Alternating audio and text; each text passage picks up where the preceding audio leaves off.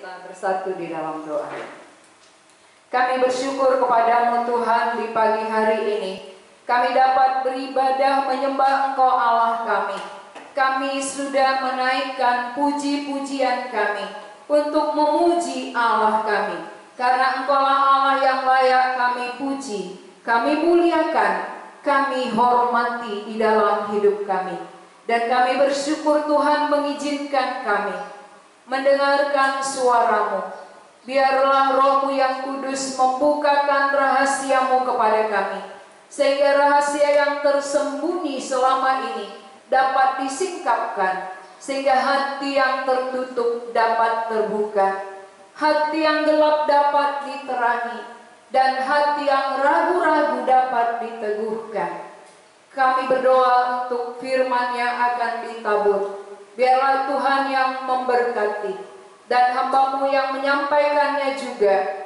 Tuhan menolong, Tuhan memberikan hikmat dalam berkata-kata, supaya firman yang disampaikan berasal dari Tuhan, merupakan isi hati Tuhan, dan sampai kepada setiap hati yang mendengarkannya.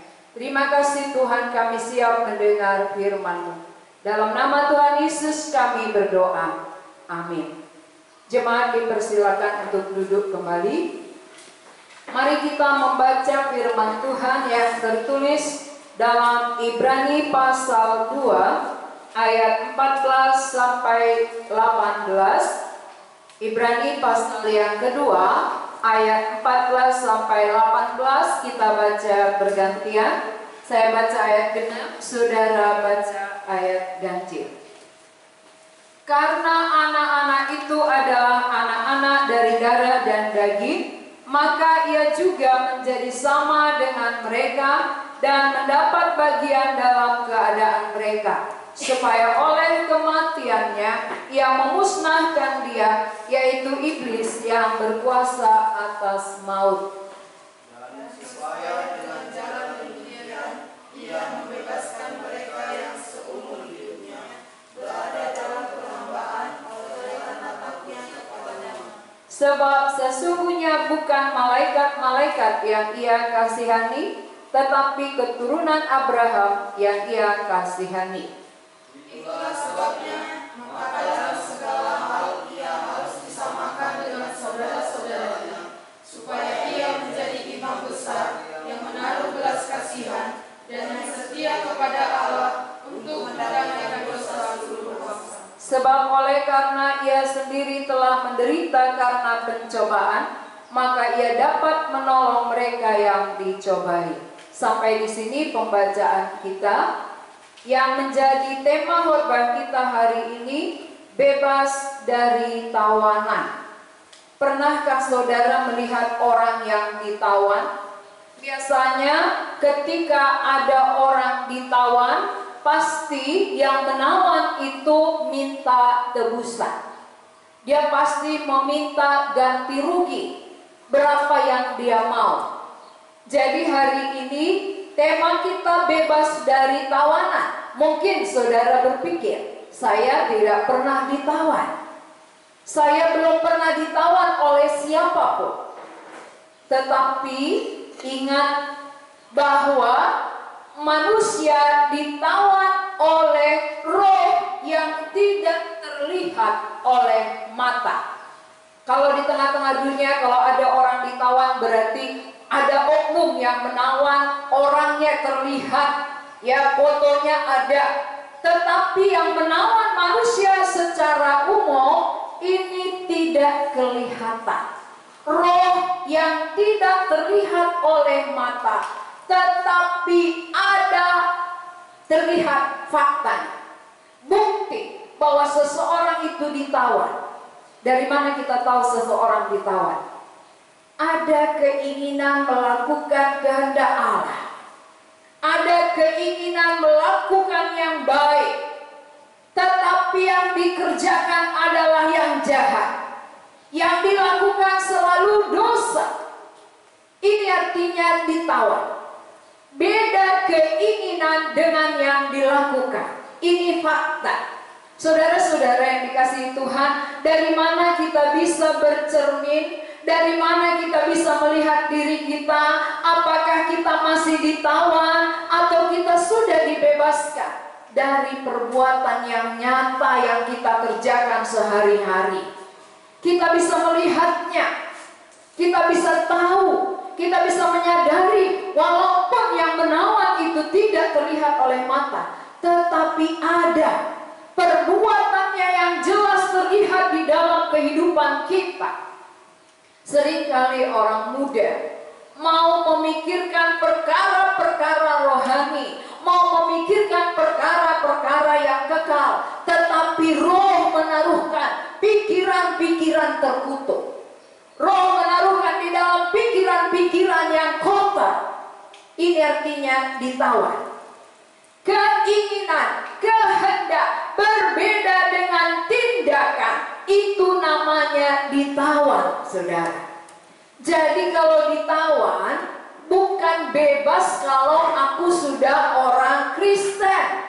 Kalau aku sudah menjadi orang Kristen, rajin beribadah, aku sudah bebas. Tidak. Roh ini adalah satu oknum yang punya kuasa, oknum yang punya kekuatan lebih daripada kekuatan manusia. Sehingga kalau yang menawan kita lebih kuat dari diri kita, bagaimana mungkin kita bisa melepaskan diri kita dengan cara sendiri, dengan usaha sendiri, dengan perbuatan sendiri? Tidak mungkin.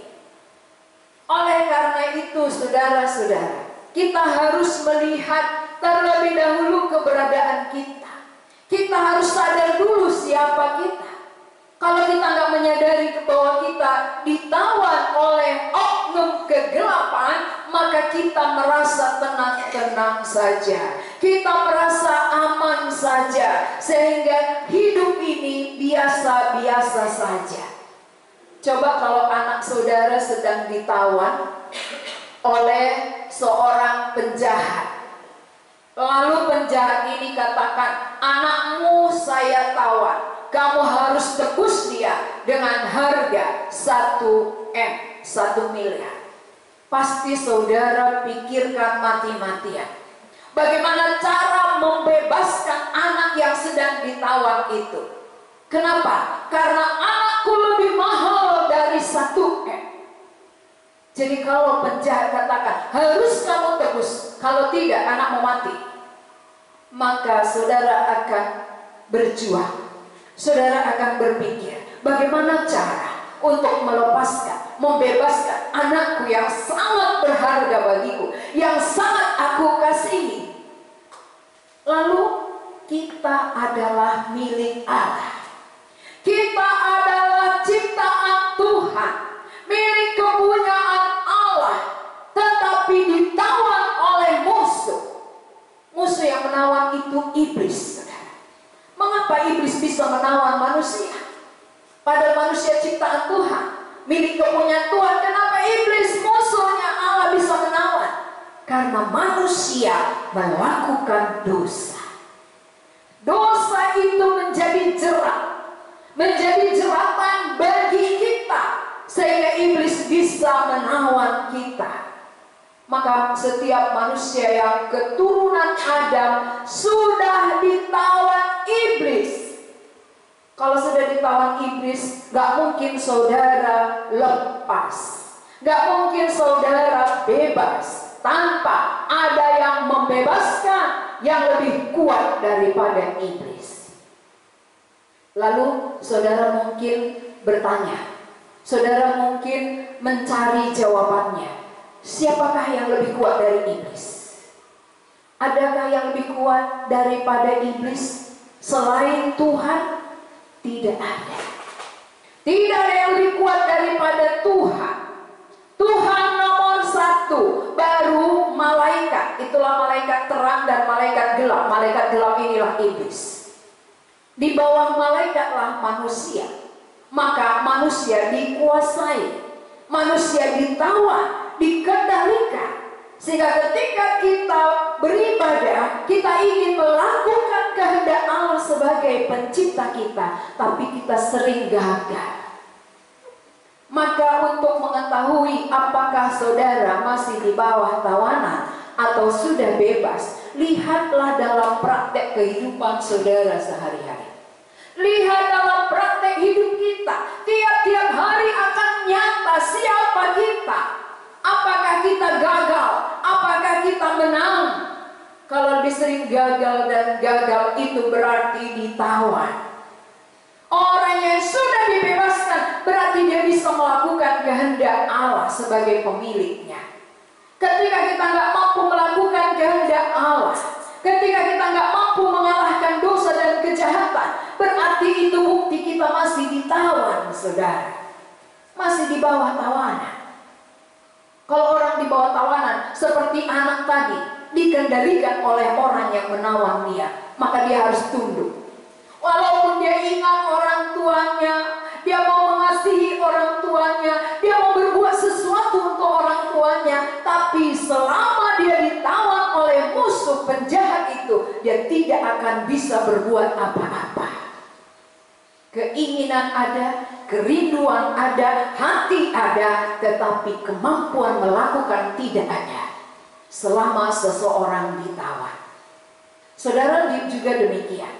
Keinginan saudara mau melakukan kehendak Tuhan, keinginan kita mau melakukan yang benar, keinginan kita mau melawan dosa, tetapi kita yang terus dikalahkan dosa. Pikiran-pikiran kita terkutuk, pikiran kita jahat, ada rasa dendam, benci, iri, amarah, emosi tak terkendalikan, rasa khawatir yang berlebihan. Ini namanya di bawah tawanan.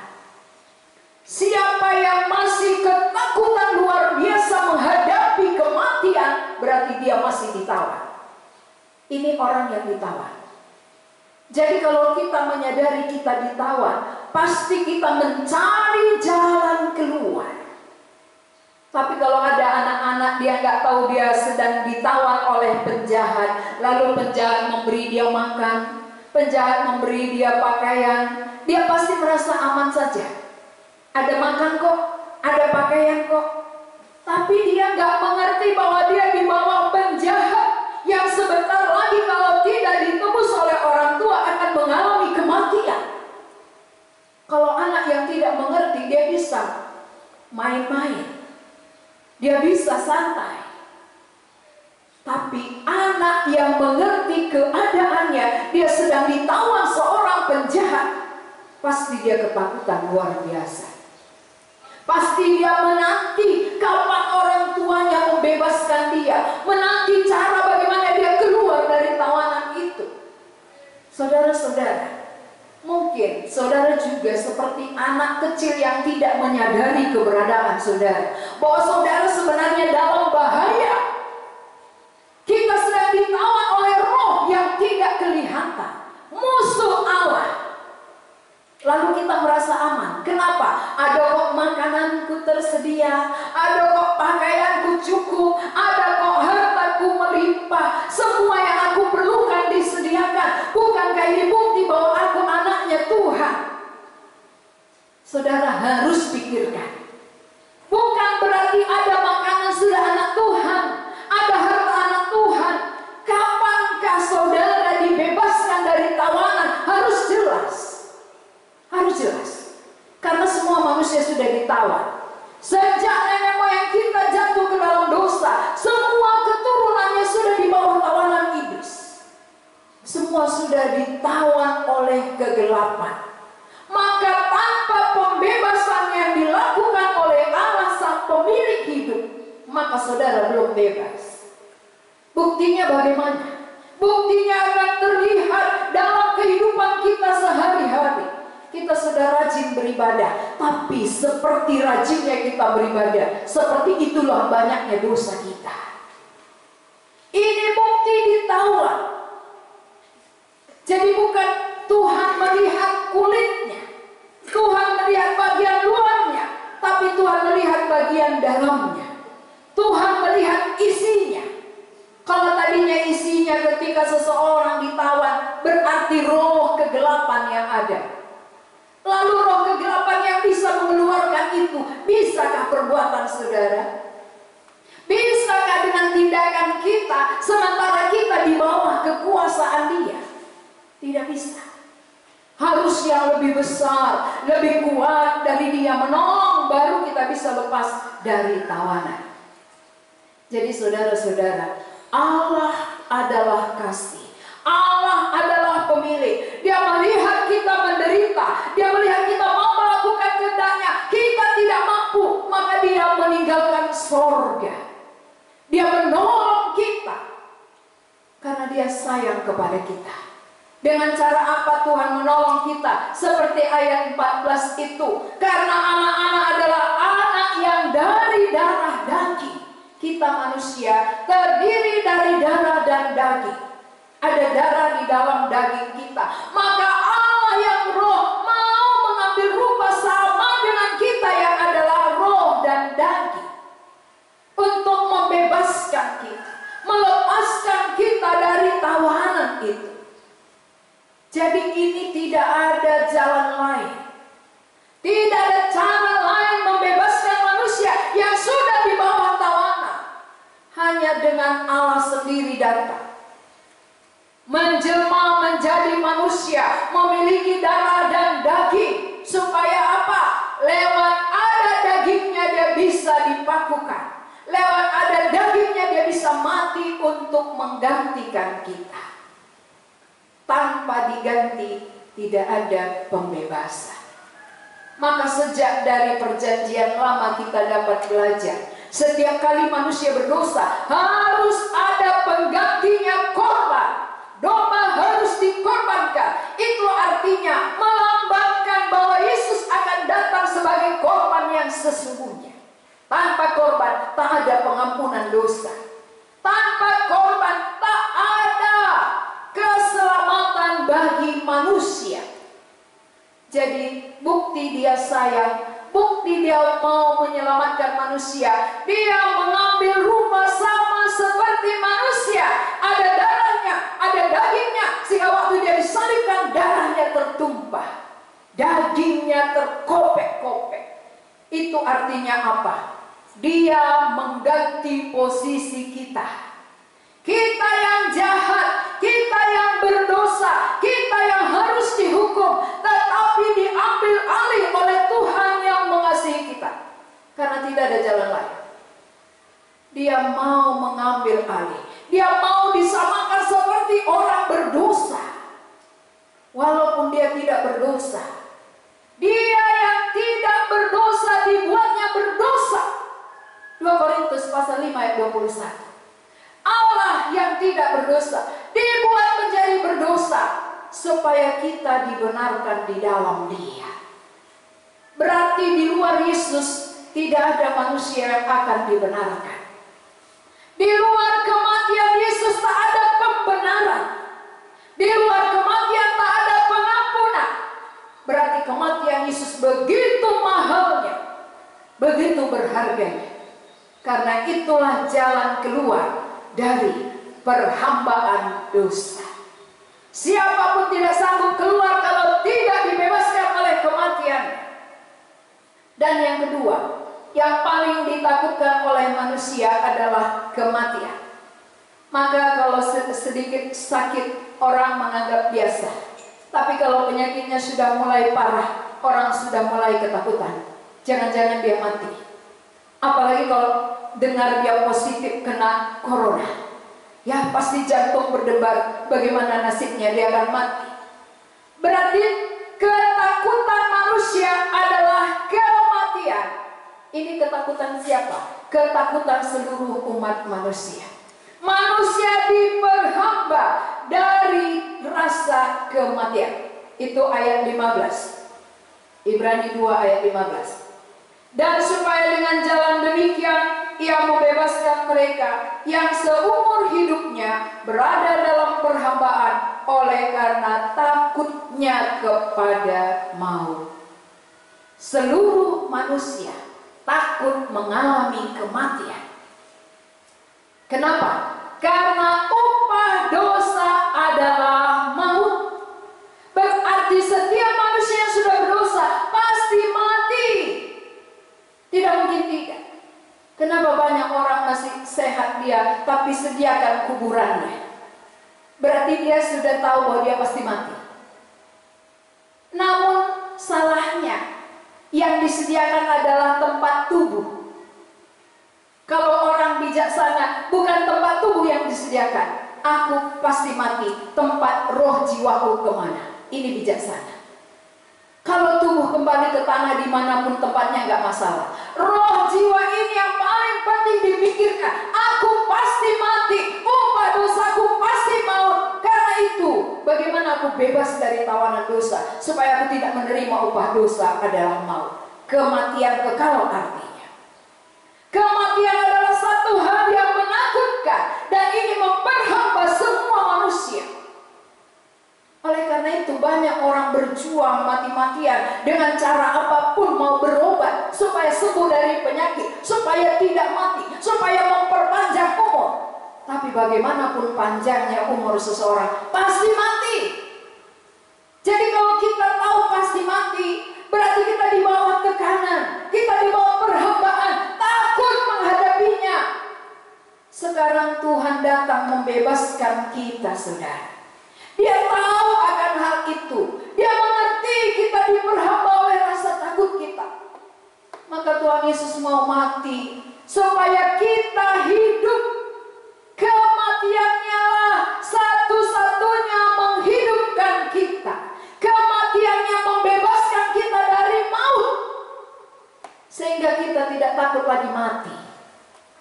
Kenapa banyak orang mati? Karena tidak mempersiapkan tempat sesudah kematian. Kalau kita mempersiapkan diri kita, jiwaku ada tempatnya yang sudah disediakan oleh Allah, yaitu surga yang kekal, kesenangan selama-lamanya. Orang yang telah mempersiapkan tidak akan takut dengan kematian. Jadi siapa yang sampai hari ini masih diperhamba oleh rasa takut akan kematian, berarti saudara masih ditawan. Saudara masih di bawah tawanan iblis, tawanan roh yang tidak dilihat oleh mata, tetapi terbukti lewat tindakan-tindakan kita. Perbuatannya nyata di dalam hidup kita, dalam cara pandang kita, dalam pola pikir kita, dalam perasaan kita, dalam tindakan yang nyata sehari-hari. Nyata bahwa ada yang menawan kehidupan kita, sehingga kita tidak bebas, kita tidak merdeka melakukan kehendak Allah. Kita mau melakukan yang benar tapi selalu gagal.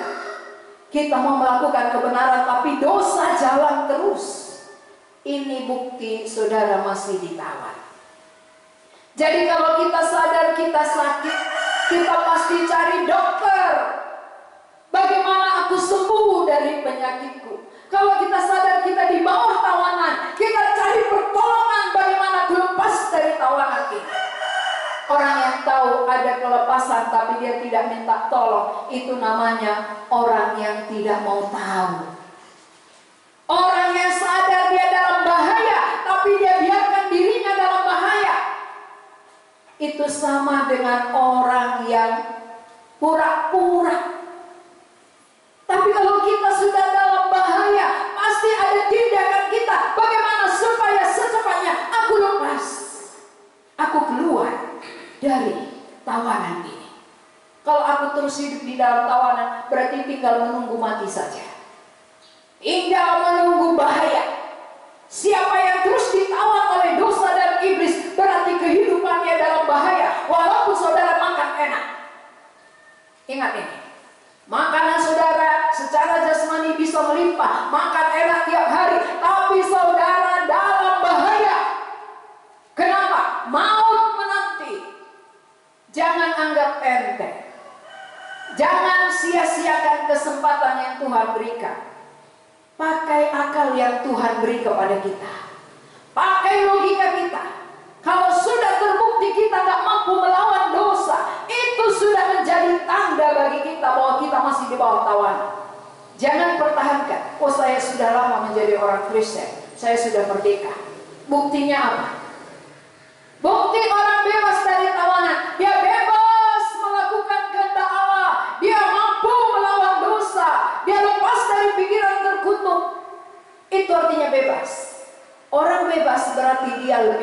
lebih kuat dari dosa. Orang bebas itu dia lebih berkuasa daripada kejahatan. Dia bisa kalahkan. Lalu ada kekuatan untuk melakukan kebenaran. Maka dalam pikirannya diganti. Tadi pikiran terkutuk, sekarang pikirannya memuliakan Tuhan. Sudahkah ganti? Sejak kapan? Itu harus jelas. Sejak kapan diganti isinya di dalam? Yang tadinya kuasa kegelapan menawan, sekarang Yesus yang memerdekakan itu sudah adakah? Kalau Yesus yang memerdekakan sudah ada, berarti aku benar-benar merdeka. Aku tidak takut lagi akan kematian. Aku sudah punya kekuatan untuk mengalahkan dosa. Lihat kehidupan kita sehari-hari. Orang yang terdekat dengan kita yang tahu siapa kita. Sebagai orang tua, tanya anaknya, apakah lulus? Apakah kita melakukan kebenaran? Sebagai anak, orang tua menjadi saksi. Bukti nyata di dalam kehidupan sehari-hari akan terlihat. Kalau orang jauh bisa saja nggak tahu. Ketika kita bertemu sekali-sekali kita kelihatan rohani. Tapi orang paling dekat dia akan mengerti siapa kita sebenarnya. Siapa di dalam. Karena biasanya saudara, apa isinya itu keluar. Saya sering buat ilustrasi. Kalau dalam satu teko isinya air putih, ketika dikeluarkan, dituangkan ke gelas, dia nggak akan berubah menjadi teh manis. Kalau kopi isinya ketika dituangkan, dia tidak akan berubah menjadi air putih. Apa isi di dalam itu keluar. Berarti yang sering keluar dari hati saudara apa? Coba tanya. Tanya anaknya. Anak gak bisa dibohongi. Apa yang sering keluar dari diri kita, dari hati kita, dari pikiran kita, berarti itu isinya. Kalau selalu kebun binatang keluar, berarti kan itu di dalam. Kita orang yang rajin beribadah, bernyanyi, berdoa, tetapi isinya tidak ganti. Selama isinya tidak ganti, saudara masih di bawah tawanan. Lalu kalau kita masih di bawah tawanan, siapa yang bisa menolong kita? Siapa yang bisa melepaskan kita dari tawanan itu? Roma 7 ayat 25 berkata, syukur kepada Allah oleh Yesus Kristus Tuhan kita. Berarti inilah jawabannya dalam Ibrani.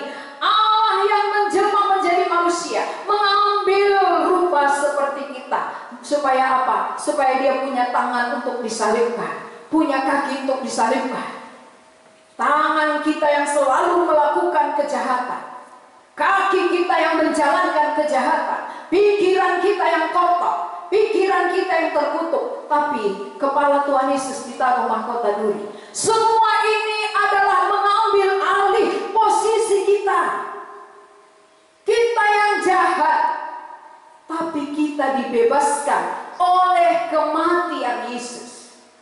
Dia tidak membebaskan malaikat, dia tidak membebaskan binatang, tapi dia membebaskan manusia yang terdiri dari darah dan daging. Maka dia menjadi darah dan daging.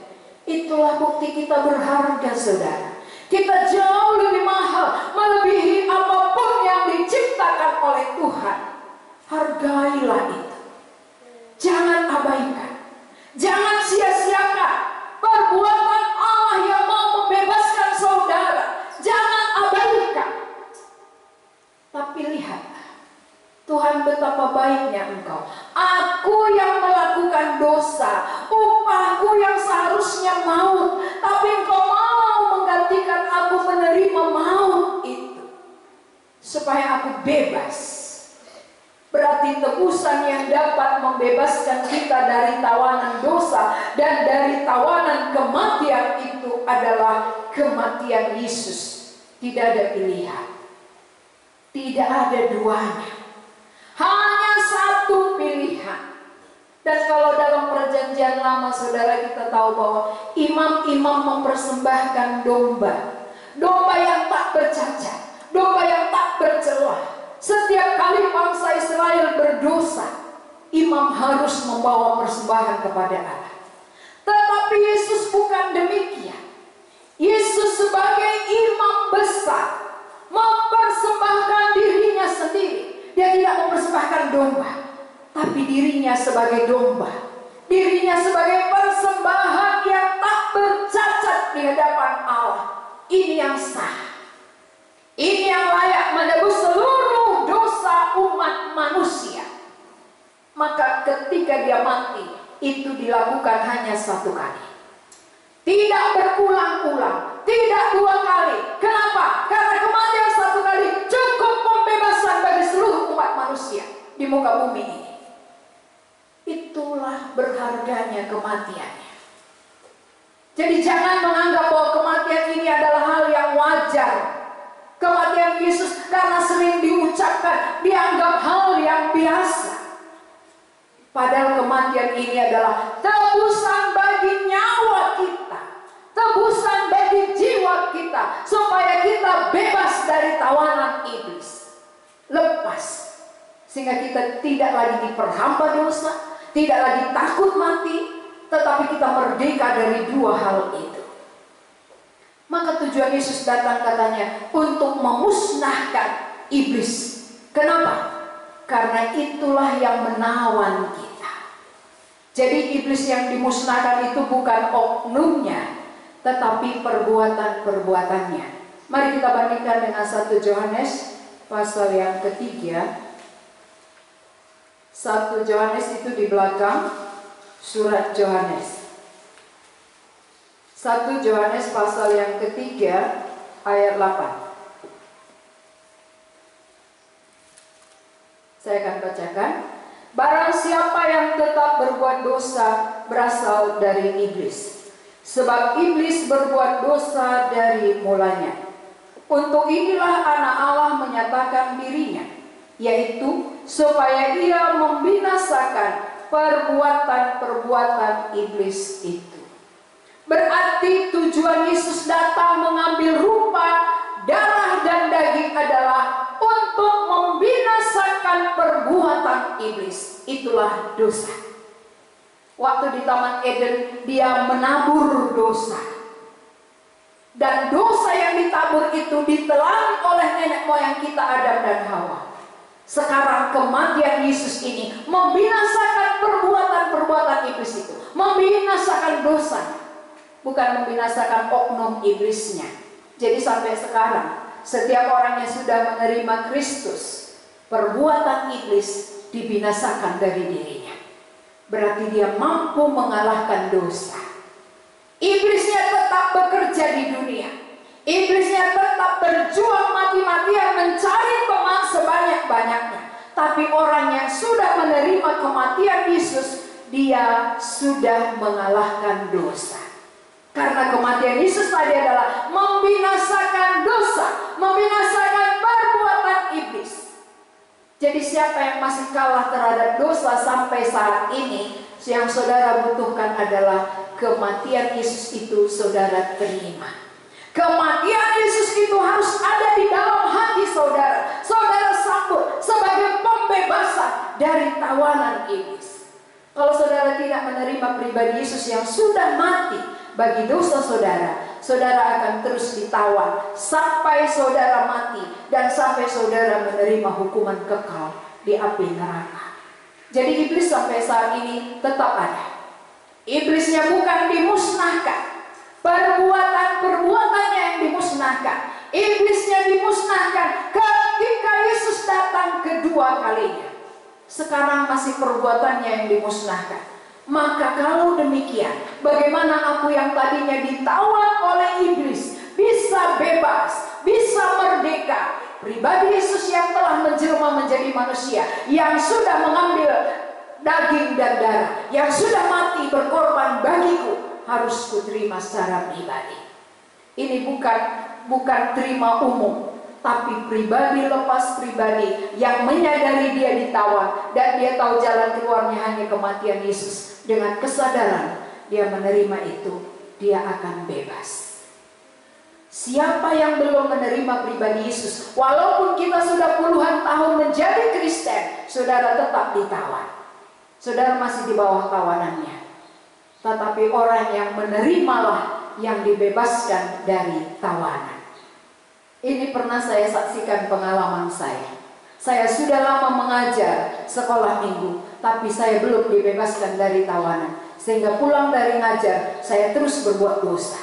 Tapi begitu obat dosa saya terima, saya dibebaskan dari tawanan. Saya mampu mengalahkan dosa dan mampu melakukan kebenaran, melakukan kehendak Allah sampai hari ini.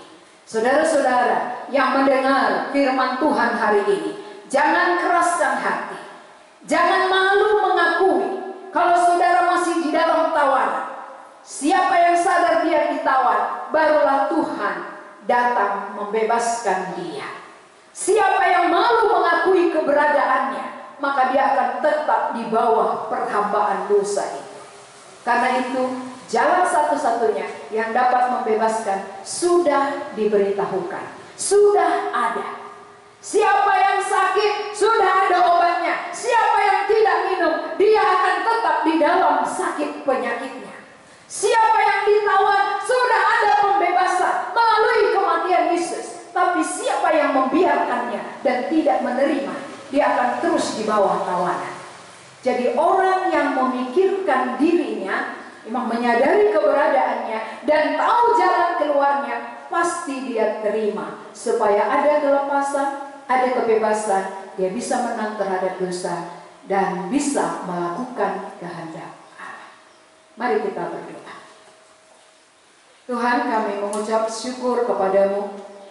Melalui firman-Mu kami disadarkan, melalui sikap hidup kami, tindakan kami, pola pikir kami, nyata siapa kami sebenarnya.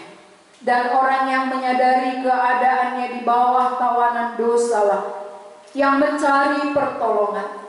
Dan hari ini kami sudah melihat pertolongan itu hanya dari Tuhan. Ketika Engkau datang dari sorga, mengambil rupa seperti kami manusia, ada darah dan daging, supaya dapat disalibkan, mati bagi seluruh dosa kami, agar manusia yang tadinya diperhamba dosa dapat menang terhadap dosa, bebas dari rasa takut akan kematian. Kami bersyukur kepadamu Tuhan. Berkatilah firman yang sudah kami dengar, supaya ada keinsafan dari diri kami dan ada kerelaan untuk menerima jalan keluar itu, agar kami merdeka, kami bebas, dan kami boleh melayani Allah kami yang hidup. Terima kasih Tuhan. Di dalam nama Yesus kami berdoa. Amin.